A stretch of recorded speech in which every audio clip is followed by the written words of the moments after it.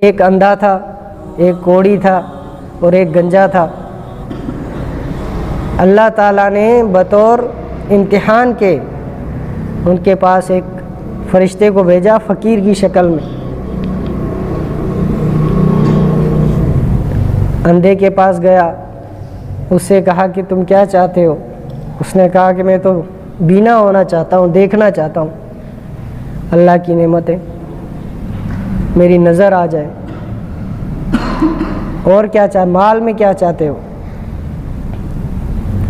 تو اس نے کہا کہ مجھے تو یہ بکریاں پسند ہیں، اگر مل جائیں تو میری زندگی اچھی ہو جائے گی۔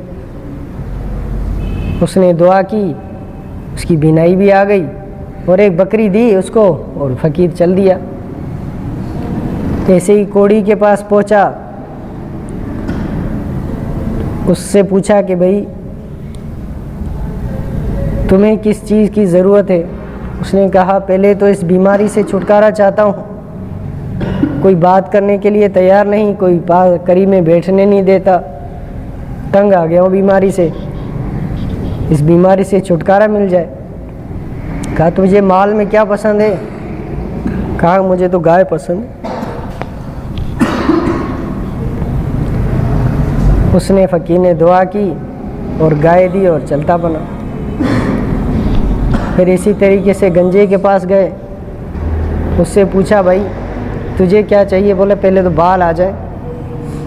آج بھی دیکھ لو کتنی کوشش کی جاتی ہے، جس کا گنج پن ہونے لگے ڈاکٹروں کے پاس دوائیاں، آج کل تو ایڈ چل رہے ہوتے، فوراً تیار ہو جاتے ہیں استعمال کرنے کے لیے، بعد میں نقصان اٹھاتے۔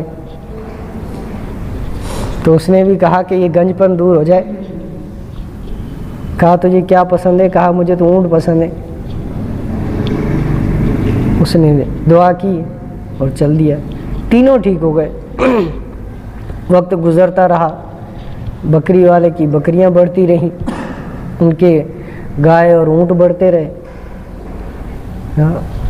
ہر ایک انسان آزمایا جا رہا ہے، آزمائش میں ہے، کسی کو اللہ تعالیٰ دے کر آزما رہا ہے اور کسی سے لے کر آزما رہا ہے، دونوں آزمائش میں چل رہے ہیں۔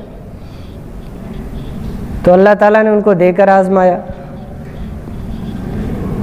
تو فقیر پھر وہی اسی بیس میں، اسی لباس میں، زمانے کے بعد اللہ تعالیٰ نے بھیجا کہ جا اب ان سے وصولی تو کر، دیکھیں اب کیا نتیجہ نکلتا ہے۔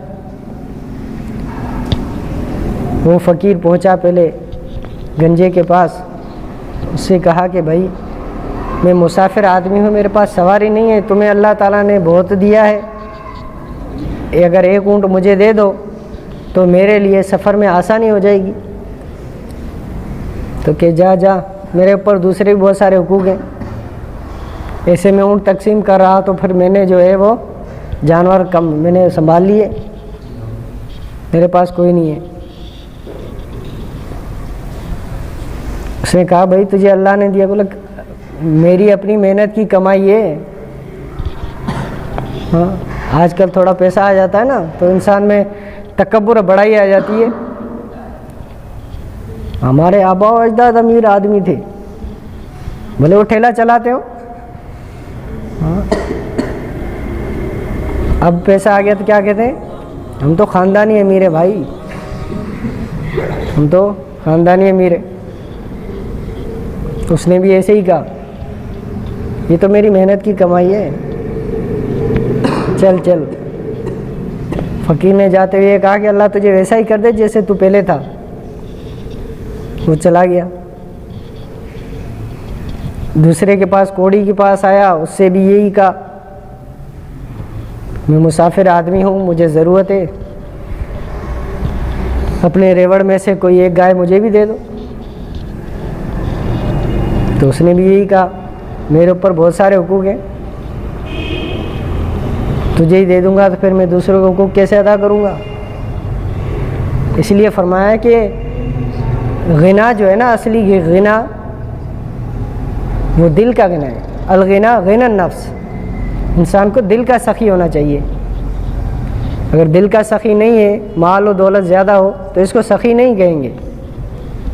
ایک آدمی کے پاس 100 روپے ہیں اضافی رکھے ہوئے ہیں، ضرورت سے زائد ہیں، اور ایک آدمی کے پاس 10 روپے ہے، اس 10 روپے سے اس کو چیز لینی ہے، 10 روپے کی پتی لینی ہے مثال کا، وہ جا رہا ہے راستے کے اندر، اس کو ضرورت ہے. اور ایک آدمی ہے جس کے پاس ضرورت کے علاوہ 100 روپے رکھے ہوئے ہیں. کوئی فقیر آ گیا دینے والا، اس نے 100 روپے نکال کر 100 روپے کے 100 روپے دے دیے.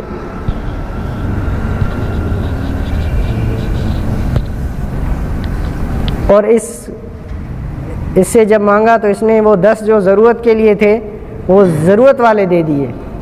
ثواب میں کے اندر یہ بڑھ جائے گا. کیوں؟ کیونکہ یہ حاجت مند اور ضرورت مند تھا. اپنی ضرورت کو چھوڑ کر، اپنی ضرورت کو ترک کر کر اس نے غریب کی حاجت پوری کر دی. اور اس نے 100 روپے خرچ کیے، زیادہ کیے ہیں، لیکن اس نے اپنی ضرورت کو نہیں پیچھے کیا، اضافی جو پیسے رکھے ہوئے تھے اس میں سے دیے. تو قربانی اس شخص کی زیادہ ہے، اس لیے اس کا اجر بھی اس سے زیادہ ہے. تو انسان کو دل کا سخی ہونا چاہیے. وَأَمَّا السَّائِلَ فَلَا تَنْهَرْ، سائل کو جھڑکنا نہیں چاہیے. اگر آپ نہیں دینا چاہتے، دل آپ کا گوارا نہیں کرتا، معذرت کرو، ہاں بھائی معاف کر دیں. ڈانٹنے کی آپ کو اجازت نہیں ہے. یہ غربت، یہ امیری، یہ سب اللہ تعالیٰ کی طرف سے ہے. لہٰذا جہاں غریب دیکھو تو دل کو جو ہے وہ غنی کیا کرو. دل کے غنی ہونے کے لیے پیسہ ہونا ضروری نہیں ہے کہ پیسہ ہوگا تو سخی بنیں گے، پیسہ نہ ہوگا تو سخی بن ہی نہیں سکتا. اس حدیث سے یہ پتہ چلتا ہے کہ غریب بھی سخی بن سکتا ہے، غریب بھی سخی بن سکتا ہے. اسی واقعے کی طرف آتے ہیں. تو دل کا سخی ہونا چاہیے. تو اس نے بھی یہی کہا کہ یہ تو میرے آباء و اجداد کی کمائی ہے، کیسے میں تجھے دے دوں، لہٰذا تو یہاں سے چلا جا. تو اس فقیر نے جاتے ہوئے یہی کہا کہ اللہ تجھے ویسا ہی کر دے جیسے پہلے تھا. اگر تو پہلے واقعی مالدار تھا تو مالدار ہی رہے گا، اور تو پہلے صحت مند تھا، ٹھیک تھا تو ٹھیک ہی رہے گا.